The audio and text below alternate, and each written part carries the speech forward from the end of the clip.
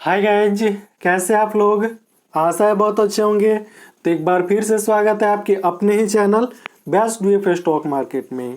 तो ये जो स्टॉक है इस समय इसका मूल्य है मात्र 7 रुपया और अब ये होने जा रहा है 70 रुपया। ठीक है। और फार्मास्यूटिकल से संबंधित ये प्रोडक्ट है, मतलब हेल्थ केयर से संबंधित ये प्रोडक्ट है। और एक बात बता दूं अभी कि आप बाद में मुझ पर आरोप मत लगाइएगा कि आप पहले क्यों नहीं बताए। ठीक है, क्योंकि मैं इस स्टॉक के बारे में समय रहते बता रहा हूं। ठीक है। और ये भी ध्यान रखना कि एक पेनी स्टॉक है, मतलब पेनी शेयर है। ठीक है। आप इस स्टॉक में उतना ही पैसा लगाइएगा जितना, मतलब उसमें से कुछ लॉस भी हो जाए तो आपको कोई प्रभाव नहीं पड़े, लेकिन आएगा तो बहुत मोटा मुनाफा इसमें से निकल के आएगा।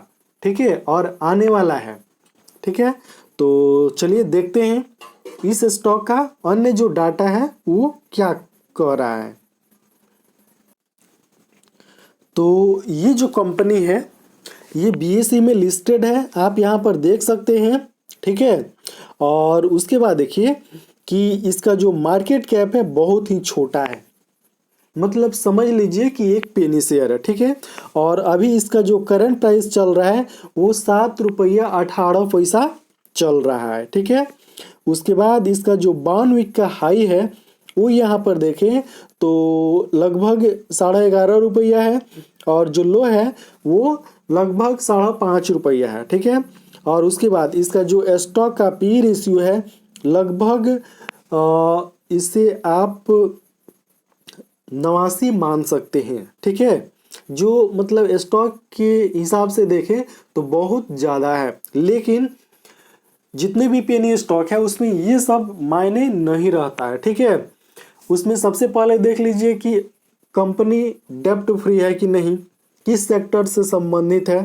ठीक है, और उसका फ्यूचर क्या है, क्योंकि जितने भी मतलब पेनी स्टॉक 50 गुना 100 गुना का मतलब क्या दिए हैं, रिटर्न दिए हैं, उसमें ये जो स्टॉक का पी रेशियो है ज़्यादा मायने नहीं रखता। ठीक है।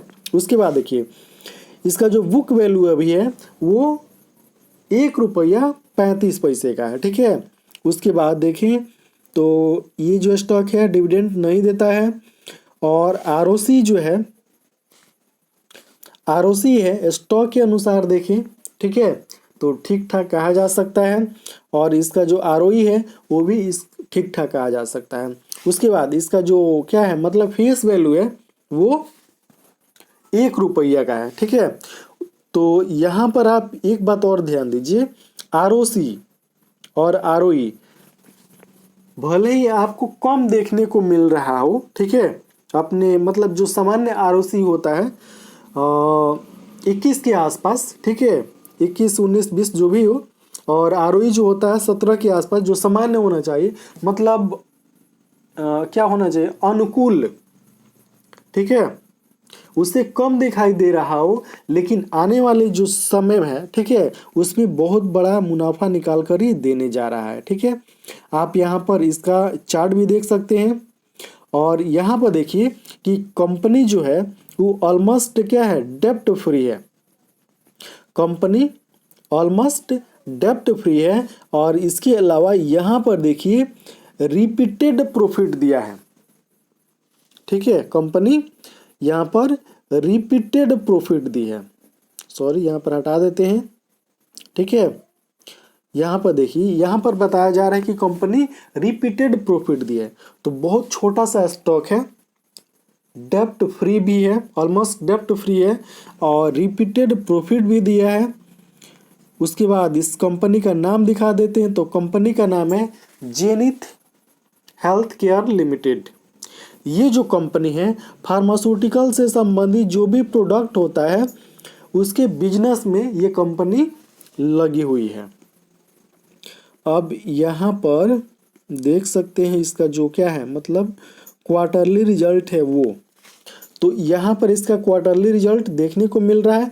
और आप मार्च 2020 से दिसंबर 2021 तक का जो क्वार्टर है वो ठीक है आप यहाँ पर पढ़ सकते हैं, ठीक है। उसके बाद जो ऑपरेटिंग प्रॉफिट हुआ है वो भी यहाँ पर आपको देखने को मिल रहा है। अब यहाँ पर देखें तो ये जो कंपनी है, ठीक है, इसमें इसका जो नेट प्रॉफिट है, यहाँ पर देखिए इसका जो नेट प्रॉफिट है यहाँ पर, और पिछले कई क्वार्टर से जो इसका जो नेट प्रॉफिट है पॉजिटिव बना हुआ है, ठीक है। और कंपाउंडेड सेल्स ग्रोथ देख लेते हैं।